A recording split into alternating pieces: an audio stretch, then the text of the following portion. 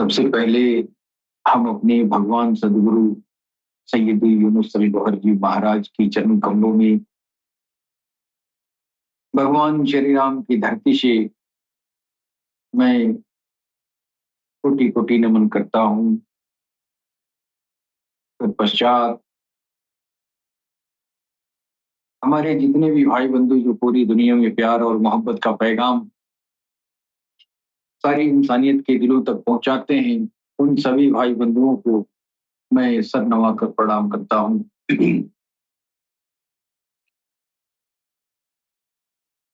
दोस्तों,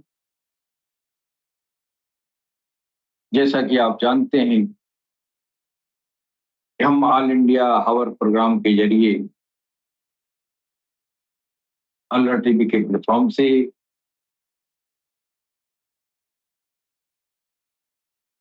एक ऐसे हस्ती का पहचान कराते हैं जो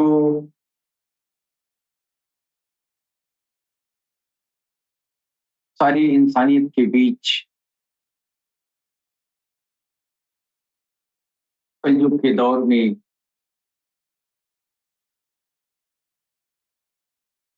नफरत और वैमनस्यता की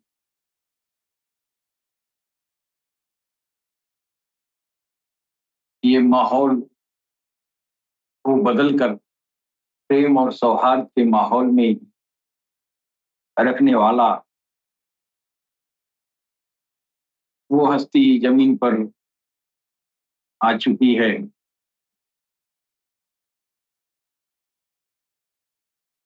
और उस हस्ती का हम लोग शनाख्त इंसानियत के बीच हम लोग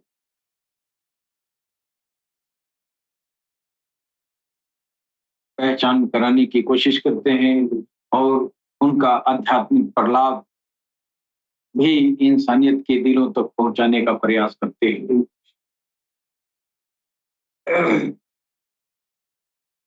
मित्रों,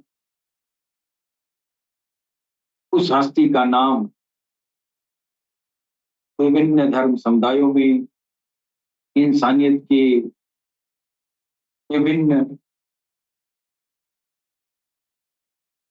समुदायों में विभिन्न प्रकार के नामों से एक ही हस्ती को जाना गया। तो जाहिर है इस धरती पर अब तक 313 धर्म आ चुके हैं। लगभग सारे धर्मों में आखिरी दौर यानी कलयुग में आने वाला एक हस्ती का बयान सबने किया है। सभी लोगों ने अपने अपने धर्म ग्रंथों में इसकी व्याख्या पढ़ी है। लेकिन सितम जरीफी तो ये है कि ये जितने धर्मावलंबी होते हैं ये एक तरह की कूप मंडूक मानसिकता को साथ में रखकर और ईश्वर की साधना आराधना करते हैं।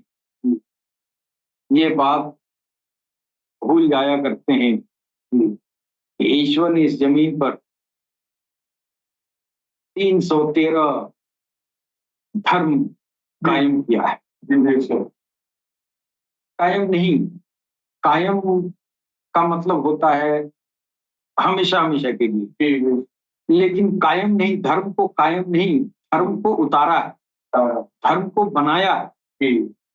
लेकिन वो सारे धर्म भी जो है नश्वर है। यहाँ इस धरती पर जो कुछ भी है सब कुछ नश्वर। हाँ, कायम एक धर्म होना है, वो धर्म होगा ईश्वर धर्म। इसके अलावा कोई धर्म यहाँ कायम नहीं हुआ है। कुरान में स्पष्ट रूप से अल्लाह फरमा रहे हैं कि हमने हर उम्मत की अपनी एक आयु रखी है। तो ये सारा संसार का भी एक निश्चित आयु है। और संसार में जीने वालों के लिए जो तौर तरीके आए हैं, तो ये जब ये खत्म होंगे तो ये भी खत्म हो जाएंगे। यानी धर्म भी, ये जो है सारे दिन धर्म की भी एक निश्चित आयु है। और कलयुग के आते आते सारे धर्म 313 धर्म अपनी आयु पूरी कर चुके होंगे। इस दौर के लिए सारे धर्म वालों ने कहा कि आखिरी में एक ऐसी हस्ती आएगी जो सारी इंसानियत, सारी दुनिया को इंसाफ से भर देगा। उस हस्ती का नाम हमारे सनातन धर्म में काल की अवतार कहा गया है। अब ये कलयुग भी आ चुका है और कलयुग का वो नेता भी आ चुका है। उसका आध्यात्मिक प्रलाप भी जारी हो चुका है और इंसानियत अब तक जो है उस परम कल्याणकारी, उस मोक्षेश्वर को पहचान नहीं पा रही है। इंसान की मोक्ष उसी के बदौलत थी और रहेगी और अभी भी है, उसी कल की अवतार की बदौलत। वो काल की अवतार इतना महत्वपूर्ण है इंसानियत के लिए, इसलिए सारे धर्म वालों ने अपने अपने दीन धर्म के अनुसार उस आने वाले हस्ती के बारे में यथासंभव बयान किया है। और इधर आखिरी जो धर्म आके बैठा है वो इस्लाम धर्म है। और आखिरी में उस हस्ती का बयान आखिरी धर्म वाला क्या कह रहा है, आखिरी धर्म में जो किताब आया उसमें अल्लाह खुद कह रहा है कि फंतजरू इन्नी मकम मिनल मुंतजरीन।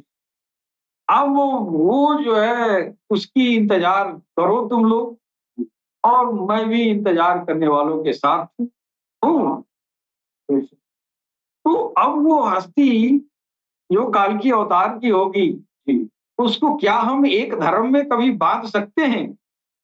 अपने अल्फाजों से बांध सकते हैं?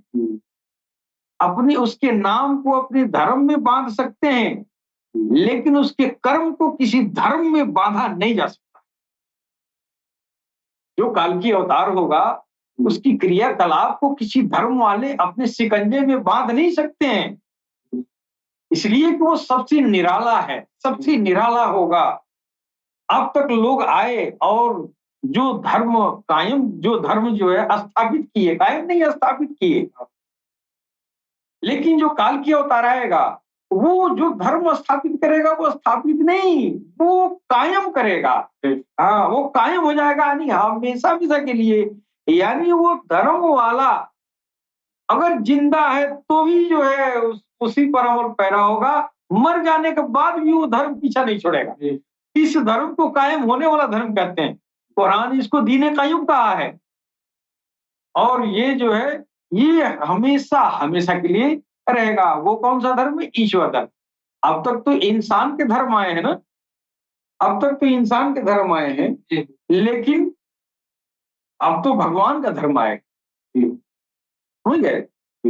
तो उस हस्ती का जो है शब्दों में उसके नाम को अपने धर्मों में बांध सकते हैं, लेकिन उसके कर्मों को, उसके प्रलाप को, उसके फैज को, उसकी जो स्पिरिचुअल बिनोवोलेंस है उसको आप जो है और जो है उसको अपने धर्म में बांध नहीं सकते हैं। समझ गए?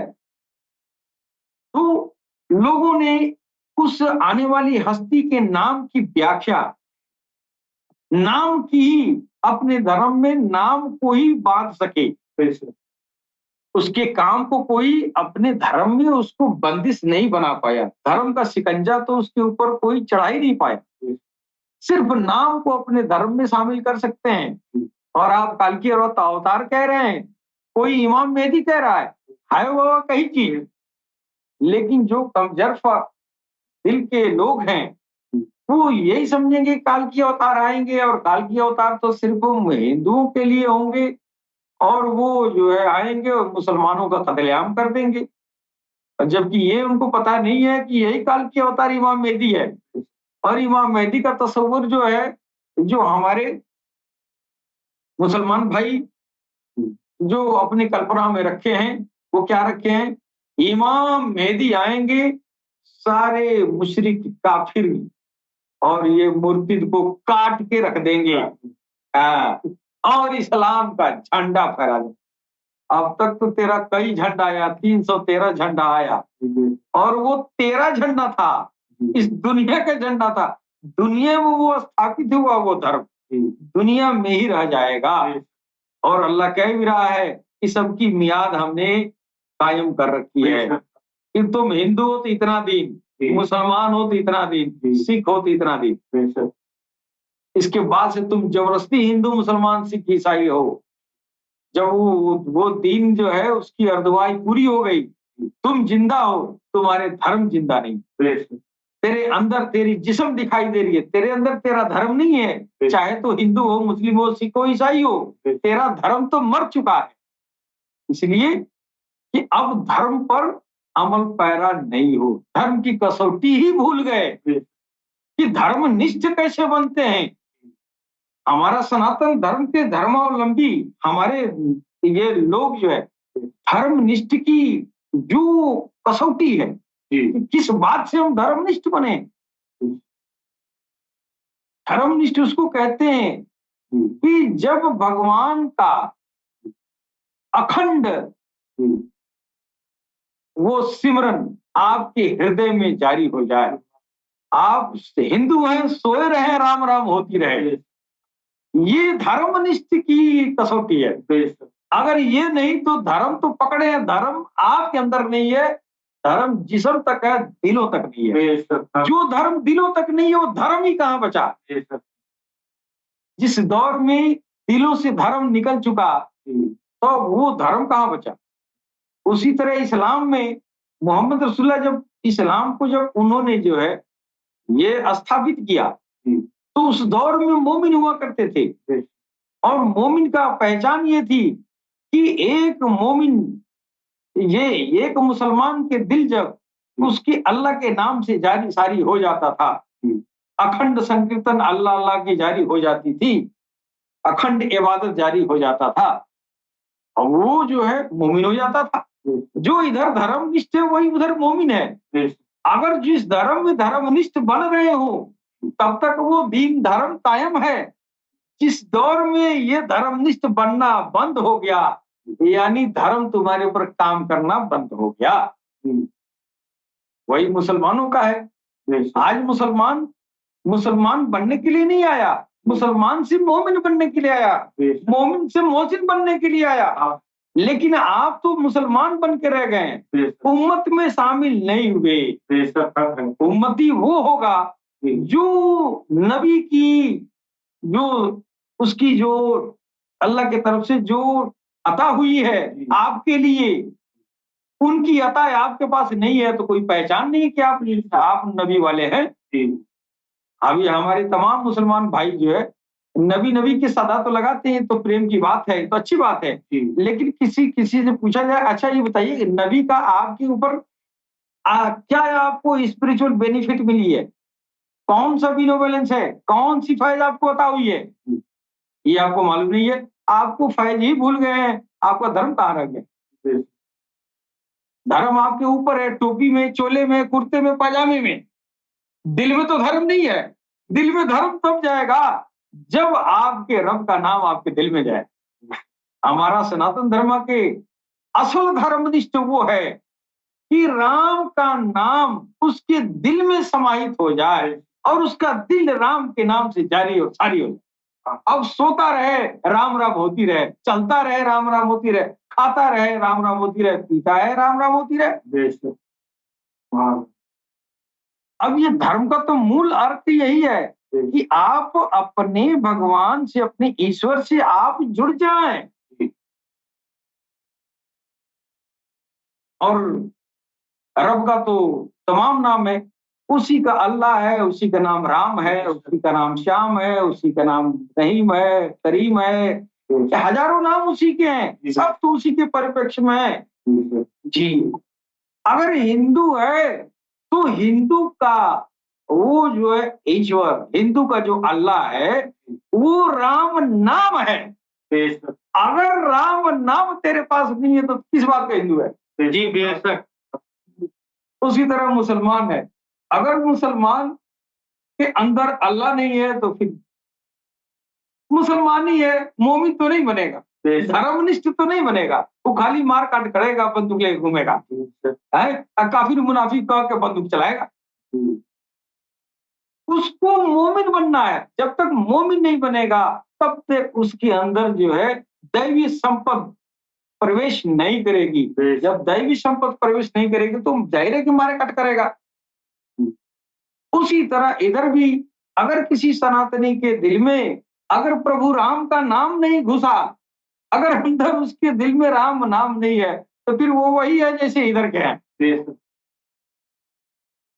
तो ये जो है जब सारे धर्मों का मूल जो अर्थ है वो भगवान को पाना है, राम को पाना है।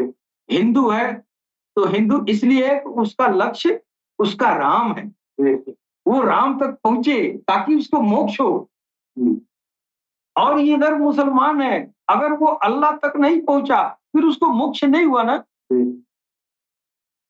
अगर जो मोक्ष नहीं पाता है जिस धर्म में, फिर उसका धर्म उसके लिए तो बेकार है, किसी काम का नहीं है।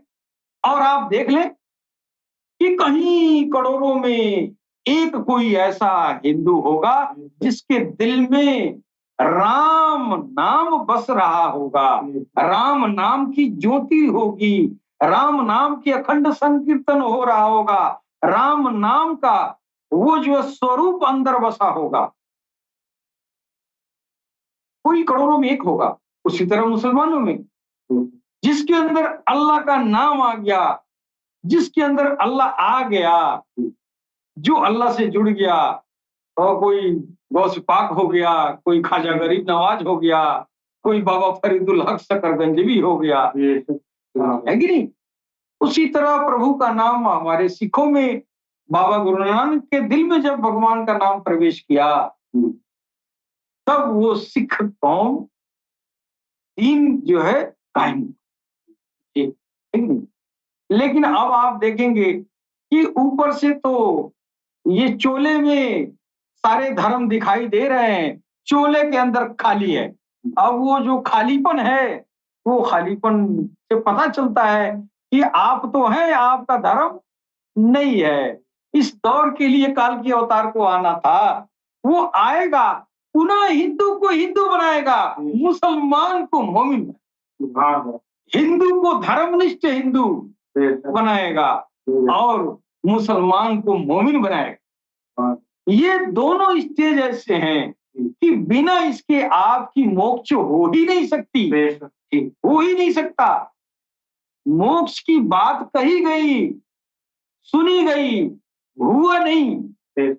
इसलिए कि वो जो मोक्ष होने वाली जो आपका यंत्र है वो तो चालू ही नहीं हुआ, फिर मोक्ष तो कल्पना ही रह गई।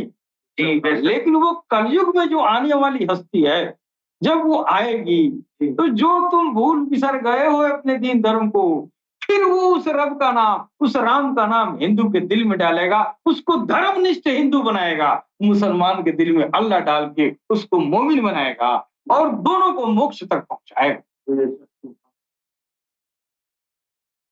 तो हमारी ये जो है इंसानियत जो है उस जात को जो है तमाम है एक ही जात, है एक ही जात, एक ही पर्सनालिटी है, लेकिन सितम जरीफी है कि हमारे सनातन के लोग काल की अवतार को सिर्फ समझते हैं कि संस्कृत का अगर ज्ञाता होगा तो काल की अवतार होगा।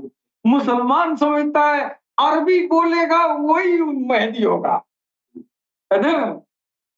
आप बताइए अगर एक ही पर्सनैलिटी है और कलयुग में हिंदुओं के बीच कल के अवतार कोई आ जाए, मुसलमानों के बीच इमाम मेहदी आ जाए, कहीं खिल समाबिल आ जाए, है कहीं जरतिस्तों में सरोज कहा गया है, तमाम इन धर्म में उस आने वाली हस्ती का नाम अलग है। अगर वो अलग अलग हों तब तो वो अपने में मार कट कराएंगे, अमन शांति कहाँ होगी?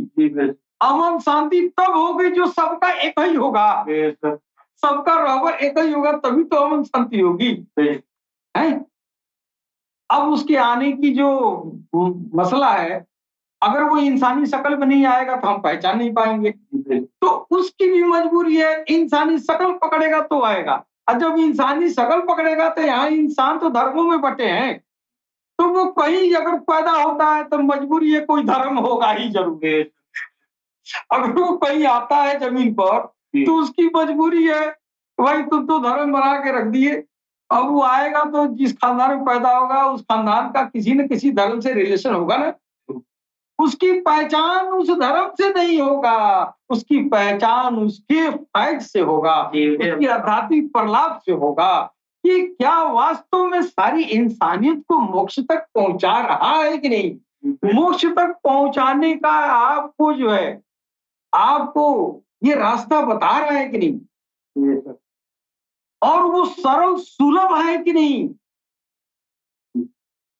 वो पक्षपात रहित है कि नहीं, ये सब उसकी कसौटी है, आम कसौटी है, आम कसौटी है। वैसे किताबों में जो बयान किया गया है, हदीसों में, कुरान में, हमारे वेदों में और ये पुराणों में, तो वो जो नहीं पढ़ रहा है वो कैसे जानेगा? उसके लिए भी वो आसानी करेगा ना, कुछ ऐसी आसानी करेगा कि बिना पढ़े लिखे लोग भी, कोई इंसानियत बचे नहीं उसको पहचानने बिना। अब आप तो पढ़े लिखे, आप पंडित जी हैं, आप मौलाना साहब हैं, आप तो अपनी किताबों में पढ़ के मिला सकते हैं कि हो न हो ये कल की अवतार या इमाम मेहदी है, लेकिन जो नहीं पढ़े लिखे लोग नहीं हैं, बहुत ऐसे खित्ते हैं आज भी, बहुत ऐसे दुनिया के ऐसे हैं जहां पर जो है लोग पढ़ना लिखना नहीं जानते हैं, और वैसे भी धर्म वालों ने दायरा खींच दिया है, हम पढ़ेंगे तुम मत पढ़ना, वेद मेरे लिए तेरे लिए नहीं है, कुरान मेरे लिए तेरे लिए नहीं है। अब मुसलमान के आलिम के सामने कुरान की एक सूरह पढ़िए तो कहेगा इस तरह नहीं, इस तरह पढ़ो। क्यों? हमने पढ़ा है जी, मदरसा में मैंने लाठी खाया है, मार खाया है, ऐसा किया वैसा किया, हम नहीं सही पढ़े तो तुम पढ़ोगे, है ना। अब उस सही पढ़ने के चक्कर में अब दूसरा कोई हाक देता है, डर के मारे वो कुराने नहीं पढ़ता है कि पढ़ेंगे गलती होगा, गुनाह हो जाएगा। उसी तरह इधर हमारे पंडित जी हैं, वेद पर छका के अपने बैठे हैं जुगो जुगो से, ये मेरा पढ़ने का चीज है, तेरे लिए नहीं है। अब जब वह इंसान, आम इंसानियत पढ़ेगा ही नहीं तो उस परम कल्याणकारी मोक्षेश्वर को पहचानेगा कैसे?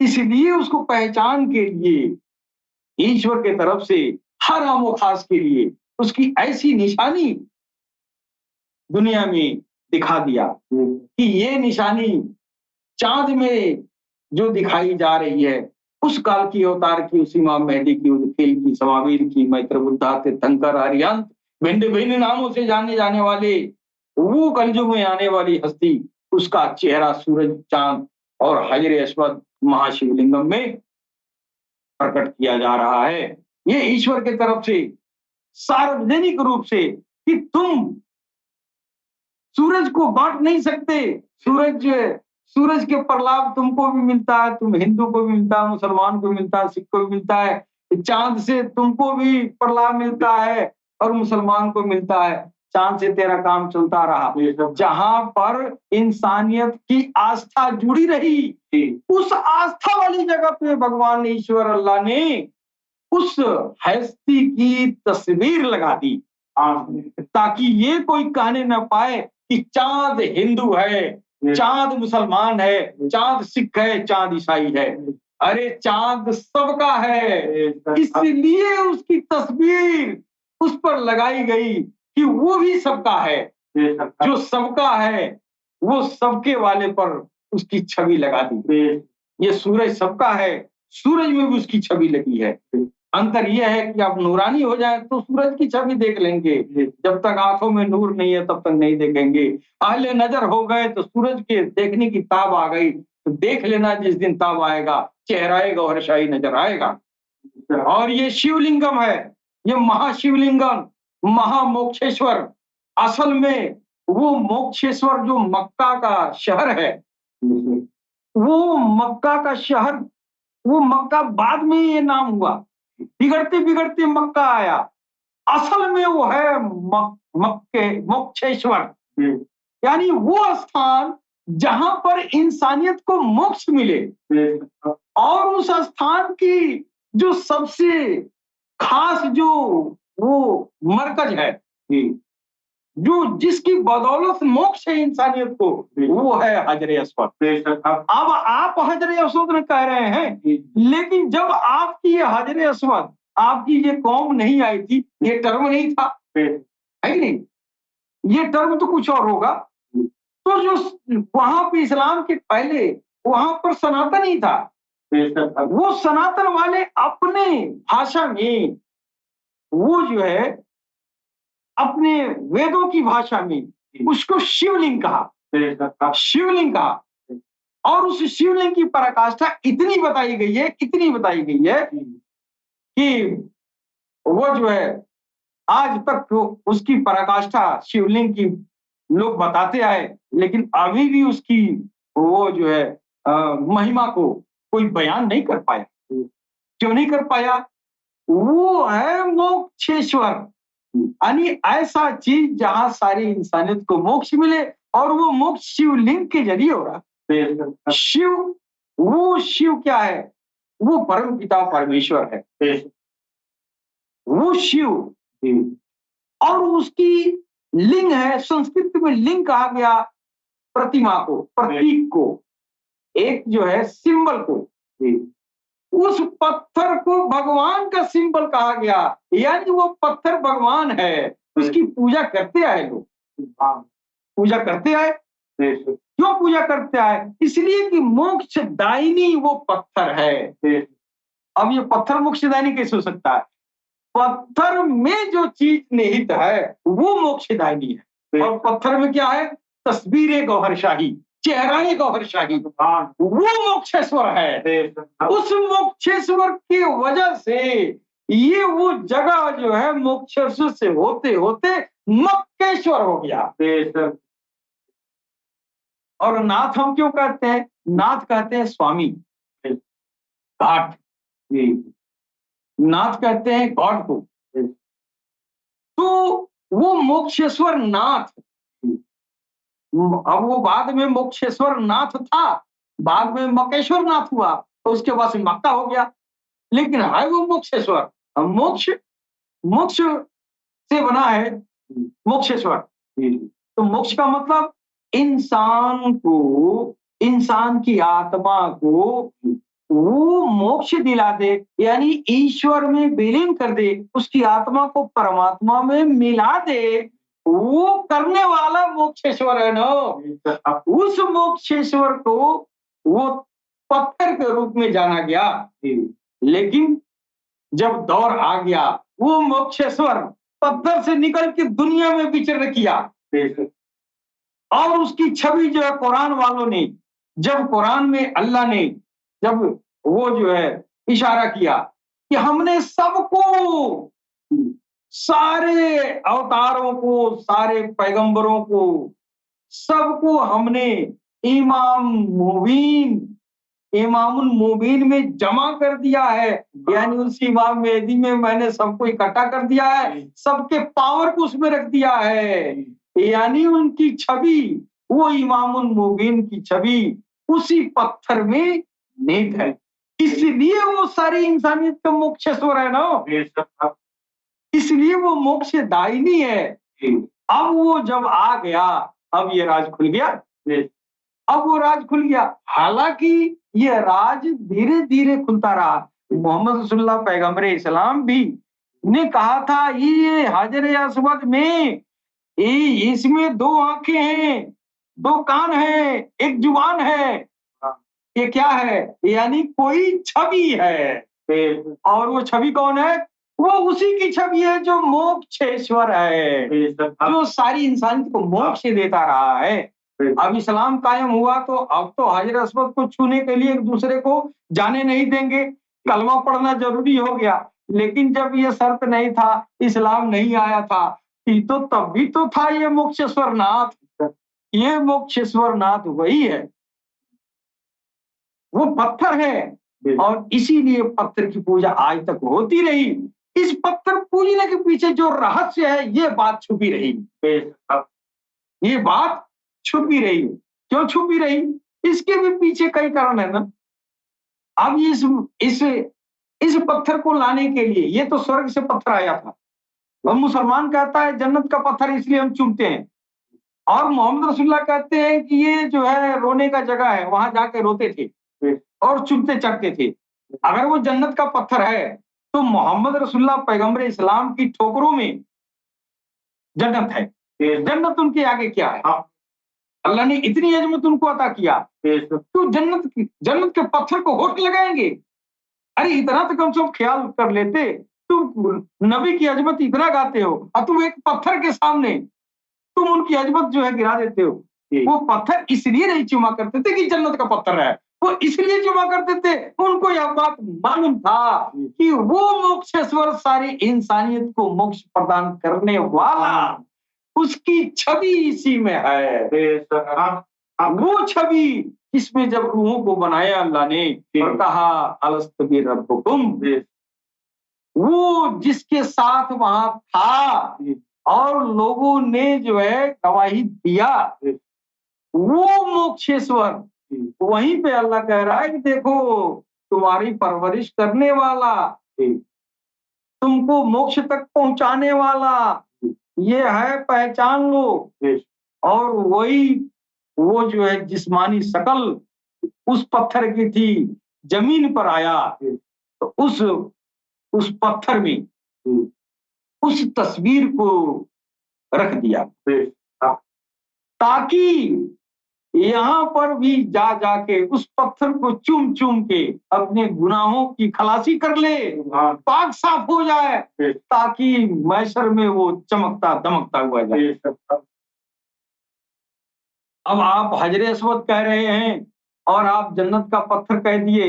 आपको पता नहीं है कि जन्नत से ये जो है बहुत सारे पत्थर होंगे कि यही पत्थर क्यों लेके आए और वही का पत्थर उठा के ले आए होंगे?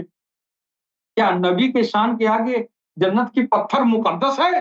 क्या उस अदना सा जन्नत के पत्थर की वजह से वो उसको होठ पर लगाएंगे? नहीं, ये भेद था। यह भेद मुसलमान भी नहीं जानता है, यह भेद हिंदू भी नहीं जानता है। यही हिंदू सनातन ये वहीं से आया है और वहां पे मोक्षेश्वर कहा करता था, अब मकेश्वर कह रहा है, अब शिवलिंग कह रहा है, महाशिवलिंगम कह रहा है, ज्योतिर्लिंगम कह रहा है। नाम बदल जाने से हकीकत थोड़ी बदल जाएगी। आप नाम कुछ भी बदल लें, प्यार से आप किसी को कुछ भी कह लें, अलग बात है, लेकिन वो चीज तो नहीं बदलेगा। वो भेद वाला चीज है।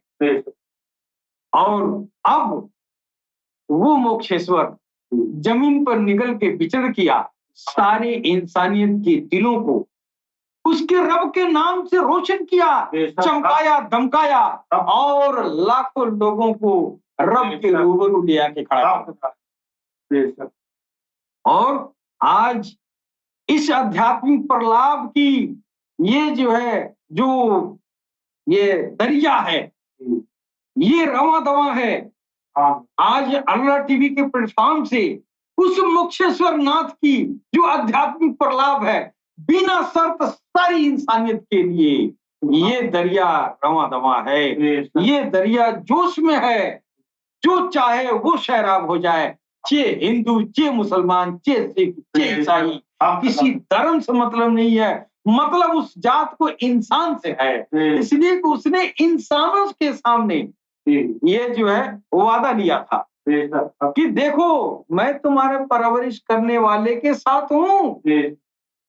कालू वाला शाहिदना सब लोगों ने गवाही दिया और आज वो आ गया। अब वहां पर तो कोई जात नहीं था जिसके सामने तू गवाही दिया, यहाँ आके तू हिंदू हो गया, तू मुसलमान बन गया, तो क्या वो रब भी तो बदल जाएगा? क्या वो रब भी हिंदू मुसलमान हो जाएगा? नहीं नहीं, तुम हिंदू मुसलमान हो। रब की जात न हिंदू है, न मुसलमान है, न सिख है, न ईसाई है।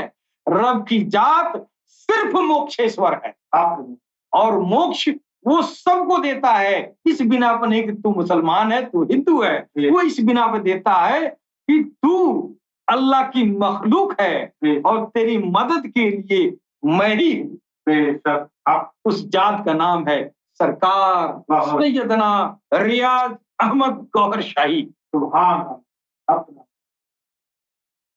सरकार गौहर शाही न हिंदू है, न मुस्लिम है, न सिख है, न ईसाई है, वो काल की अवतार हैं, इमाम मेहदी है, उस्कील है, समावील है, मैत्रेय बुद्धा है, तीर्थंकर है, उस सारी इंसानियत के मोक्षेश्वर हैं। हम इस नजरिए से सरकार गौहर शाही को देखते हैं, जिनका चेहरा चांद में, सूरज में, हजर अस्वद में चमक रहा है कि आए लोगों, गोया ईश्वर कह रहा है कि आए लोगों, ये चांद ये किसी कौम का नहीं है, ये सब तेरा है। ये सूरज ये सबका है, ये किसी एक का नहीं है। ये महाशिवलिंगम जो मोक्षेश्वर है, आज तुम भले उसको आबाद करके रखे हो, लेकिन इस्लाम के कायम होने के पहले वो तो सब उसके अधिकारी थे, सब उस पर अधिकार रखते थे। और कुरान भी यही कह रहा है कि जो मोहब्बत अकीदत से चूमे उसकी वो जो है बख्शिश करा देगा। ये नहीं कहा ऐ मुसलमानों तेरी बख्शिश कराएगा, जो भी हो, कोई भी हो। अब आप तो ठहरे दूसरे को जाने नहीं देते हैं और आप खुद जो है नहीं जानते हैं कि आप दूसरे का हक मार रहे हैं, दूसरे का हक मार रहे हैं और आप जो है अपने को बहुत बड़े, अपने को तिस्मार बने हुए हैं। जैसे दूध खाने वाले कहते हैं कि हम बहुत ईमानदार हैं, दूधवा तो बछड़ा का है, तो बेईमानी करके तुम पी लेता है। तो वही हाल इन मुसलमानों का है कि काबा को छका के बैठे हैं, है? वो जो है सबके हक का हिस्सा जो है अपने छका के बैठे, नहीं नहीं हजरत मेरा है तेरा नहीं है। और इसी तरह दूध खाने वाले, दही खाने वाले की तरह वो भी समझता है कि हम बहुत निर्दोष हैं। अरे निर्दोष तो दूध दही खाने वाला भी नहीं है, इसलिए दूध दही खा रहा है तो वो भी किसी का बकरा खा रहा है, और बेईमानी कर रहा है, वो हमसे सात्विक तो कोई है नहीं। उसी तरह ये लोग भी हैं, हजरे अस्वद को अपना ही समझते, कहते हैं दूसरे का ही नहीं है। अरे उस पर सबका हक है, हाँ उस पर सबका हक है, सबको हक दे दो। तो लोग जो है ये असलियत से वाकिफ नहीं है। सरकार गौहर शाही हकायक से, वास्तविकता से सनासाई सारी इंसानियत को करा। इसके साथ ही हम अपने वाणी पर विराम देंगे। सलाम।